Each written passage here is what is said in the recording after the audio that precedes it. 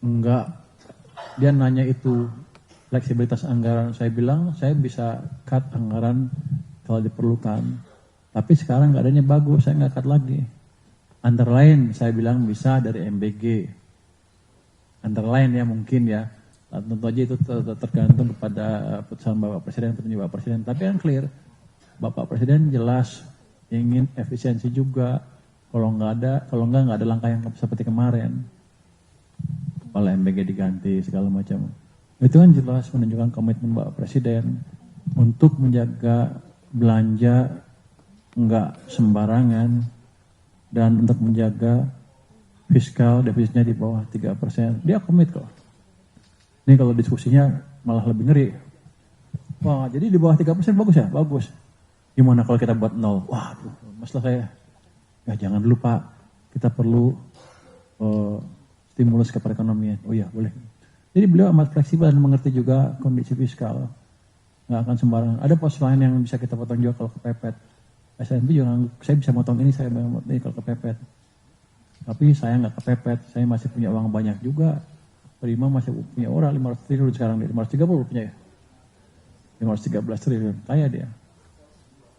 Jadi itu, ada miskonsepsi bahwa fiskal dijalankan secara serabutan karena menterinya nggak ngerti fiskal. Enggak, begitu kita tunjukin. Memang di awal di triwulan pertama akan seperti itu karena kita percepat belanjanya. Tapi setelah ini kan membaik. Tapi kita akan membaik semuanya diem. Ada nggak yang bilang kalau begini BFIS-nya paling 1,8? Nggak ada yang udah seperti itu kan. Pada waktu 0,9 di triwulan pertama mereka bilang defisitnya udah lewat nih.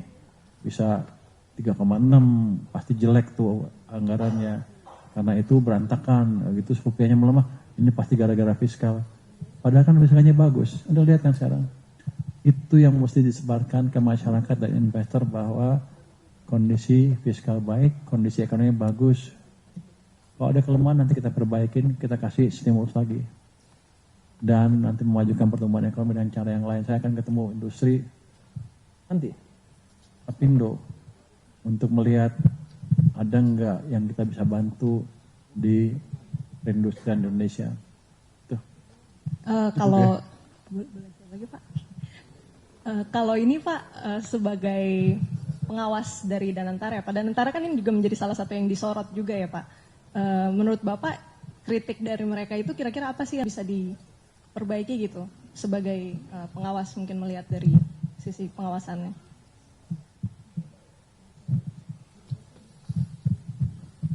Ditanya kritik dari mereka.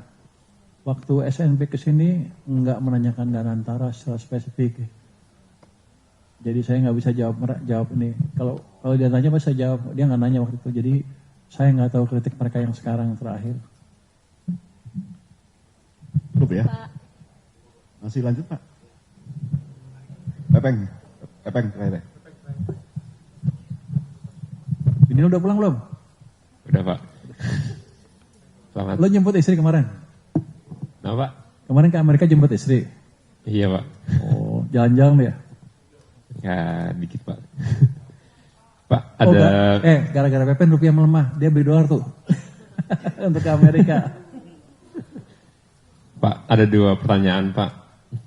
Yang pertama mengenai ini Pak, banyak aturan ini kan baru keluar Pak. Mengenai PPDHE, kemudian PP Tata Ekspor mineral strategis itu Pak. Sumber daya strategis. Mau nanya Pak, sama P2SK juga udah selesai. Itu kalau untuk P2SK dokumennya kenapa belum ada ya Pak untuk kita bisa lihat gitu Pak. Sebenarnya yang mau saya tanya sih lebih ke evaluasi yang diberikan kepada, maksudnya kan ada info bahwa di P2SK tersebut DG Bank Indonesia bisa diberhentikan dengan evaluasi Pak. Jadi sebenarnya saya pengen tahu evaluasi seperti apa sih Pak yang bisa membuat DGB bisa diberhentikan di P2SK yang kemarin disahkan. Kemudian terkait yang PPDHE, itu kan ada 2 PP ya Pak, PP nomor 2 dan PP kalau nggak salah 21 Pak. Nah,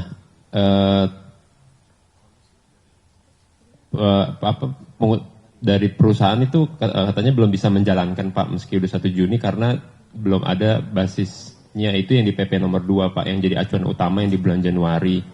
Itu boleh dijelaskan nggak sih Pak kenapa belum ada? Karena mereka kan butuh juga untuk bisa menjadi untuk review kontraknya kemudian ke depan gitu Pak dengan klien-kliennya. Kemudian Pak mengenai yang tata ekspor juga belum, yang tata ekspor udah keluar ya Pak.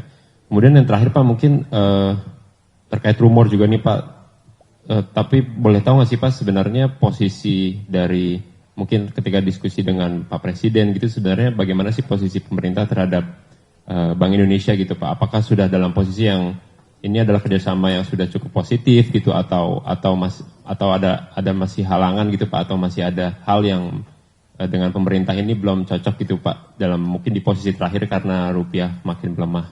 Itu aja sih Pak. Terima kasih. Yang tentang peraturan mungkin belum difinalisasi ya. Nanti harus dikirim dulu ke Presiden baru Anda bisa lihat itu setelah menjadi undang-undang. Ya. Kalau yang DHE itu di BI kan itunya, di BI kan itunya ya. Bukan di kita lagi kan. Aturan detail di BI yang belum ada ya. Kalau nggak salah PP nomor 2-nya Pak yang harusnya keluar Januari, yang jadi rujukan di PP terakhir ini Pak. Jadi banyak di PP yang terakhir keluar justru merujuk ke PP nomor 2 yang lebih detail gitu Pak. Dan Nomor 2-nya belum keluar, Pak Sekjen. Itu kan nomor 2 belum keluar. iya belum ada bisa diakses ke Oh, publik. belum Gitu. bisa akses. Nanti kita kasih aksesnya deh. Coba di itu dah. Bisa, Nek. Kasih ke media.